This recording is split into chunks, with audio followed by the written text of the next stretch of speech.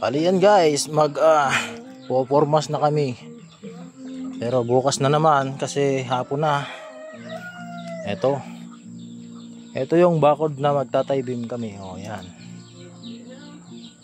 Kasi yung may-ari gusto niya daw matibay. Yung natin, yung hanggang dyan sa top ng ating taybim hanggang sa dulo is 3.5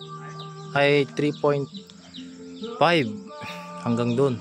Kaya napakataas ng ating bakod. Yan yung gusto ng may-ari kasi yung may-ari nito sundalo. Yan.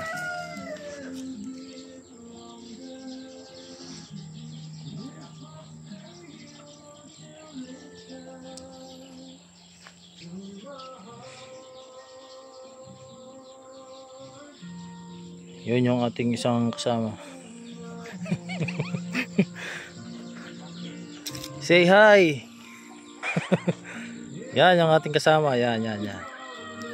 Sila yung mga kasama namin dito na naghukay at nagbuhos ng ating bakod.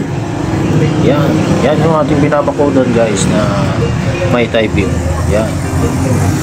Pagpasensyahan nyo na yung mga buhos namin. Ito, yan. Bali yung gate namin para yung poste ng ating gate hindi magkatapat sa ating bakod kasi mas nakapasok siya ng halos 1 metro.